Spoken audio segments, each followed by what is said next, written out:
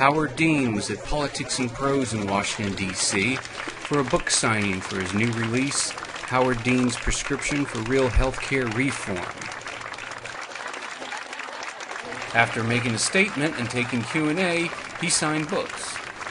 I asked him about Lou Dobbs' comment that someone needed to drive a stake through the heart of Howard Dean, but he didn't want to feed into the controversy.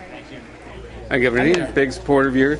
You heard about Lou Dobbs with your stake in the heart comment on that? Yeah. I called CNN and told them and getting on their case. Thank you for the call. You can just take it while you're signing up. Signing up, Lou Dobbs. Thanks very much. Take care. Thanks. Thank you. Have a good day. Okay. Great. Yep, go ahead. There were many ex-Deniacs on hand, and they all wanted a picture with the governor. He was very gracious and posed for every picture. Thank you, sir. Complete strangers, they've been happy. We've been fans for a very long time. You ever knew each other before you came to this club? No, those two knew each other, I think. Yeah, let's hold it down. It's a great line, though. Many people there remarked how they had called CNN concerned about Lou Dobbs' remarks, and Howard Dean said they took notice. Oh, did you? I called CNN also. Yeah, so perfect. They noticed. Thank you. I hope you're optimistic. The line for book signings was long, but the governor stayed until the last book was signed. What's your reaction to Lou Dobbs? I'm not going to react to that. Okay. It's better not to pour oil on fires.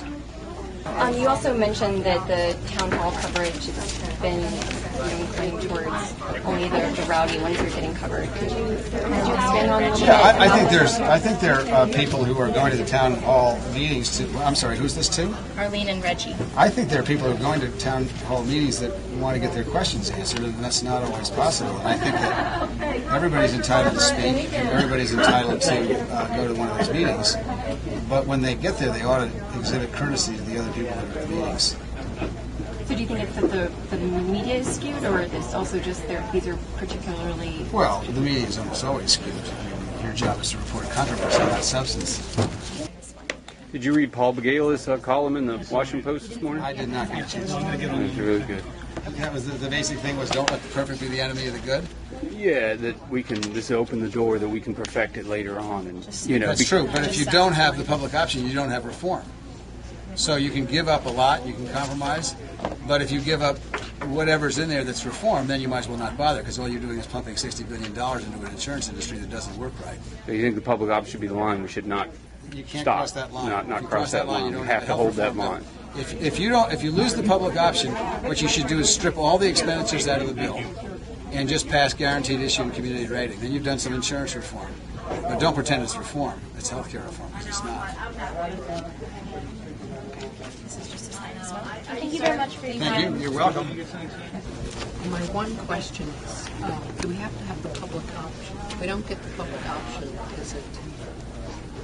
I think if you don't get the public option, the bill doesn't work. So it's silly. It puts $60 billion into the private health insurance industry, which I think is, an industry that doesn't ought not to have $60 billion put into it right now.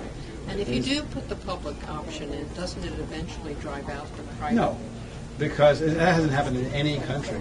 Every single country with a government-run program had private insurance to some degree or another. Even in Britain, which is the most socialized country in the Western world, they have 15% of all their dollars are private dollars in their healthcare system. But always look, private insurance industry people are not dumb. They'll figure out how to make money in almost anything they do. And we're not. The other thing is, this relies on the choice of the American people. If it did drive the private insurance companies out, it would be because so many people joined the public option, and that will only happen if the private insurance industry continues to treat people the way they treat them.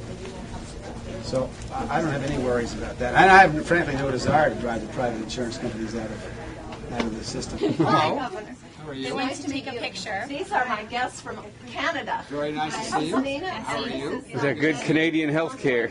Yeah. Do you guys want to come over here? Young girls want a picture. Okay, come on around. Thank you. Squeeze in. Don't be Come on, shy. get in there. Great. Thank you. Thank you so Thank much. you. It's my So as a Canadian, would you give up your Canadian health care for American health care? Not in a heartbeat. Not in your wildest dreams. You're Canadian. Not your wildest dreams. So the person that was on Fox News who had to wait 9 months for elective surgery in the back, is that an aberration or? Yeah, and you should ask her who paid for her to do that. Okay. Because the company that brought her down here, she pays them, and they pay whoever the doctor was. So she's a crackpot. Thanks. Anyone I know, I've never ever been turned down. Yeah. So. Yeah. For an ex-Deniac like myself, I had a great time. I thanked Howard Dean for coming down, and I think his book will give us the final push we need for real healthcare reform. Well, that's all right. There's a lot of people. Thanks for coming in. Take care.